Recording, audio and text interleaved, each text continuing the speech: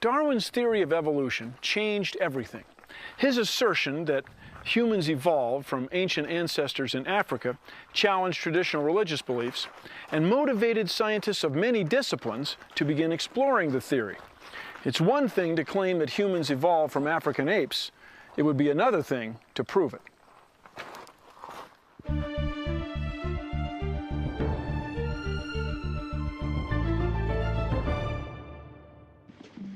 In 1974, anthropologist Donald Johanson and his team were working in Ethiopia when they came upon the partial remains of an ancient hominid, a species considered to be part of the family that includes humankind. Because the skeleton had once stood about 3 feet tall, Johanson believed it was that of a young female. He named her Lucy, after the Beatles' song "Lucy in the Sky with Diamonds." Despite her fragmented remains, Lucy had remarkable secrets to share about her life. Oh, wow. Does this fit? No. At the time of her discovery, the most complete hominid skeleton ever found was less than 100,000 years old. Lucy was an estimated 3.2 million years old. Dr. Ken Mowbray is an anthropologist with the American Museum of Natural History. Yeah, Lucy really shook up the family tree, so to speak. Why was she such a big deal? She was a big deal for many reasons.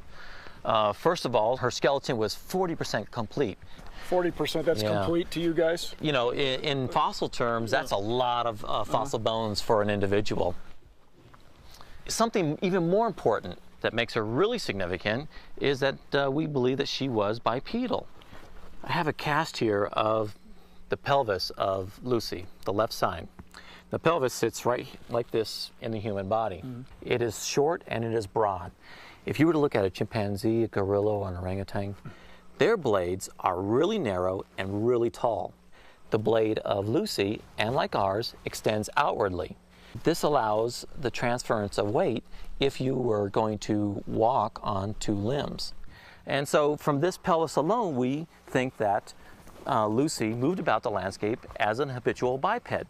Like you and me. Exactly. She was walking around essentially like us. Lucy's discovery sparked a debate about whether she could be the long sought-after missing link connecting apes with the first humans. But some anthropologists, like Dr. Mowbray, believe that the missing link is a myth. Now, for a long time, people thought there was a link between chimpanzees and humans. And when I look at chimpanzees and humans, I can see where you'd get that idea, but it's not that simple, right? Absolutely. Lucy really opened up the world in the late 1970s to have a better understanding that there wasn't this linear progression of evolution, especially with humans, that it was much more diversified. With Lucy and subsequent fossil finds, we really know that this tree of life is much more like a bush. There's a lot of experimentation going on, a lot of dead ends.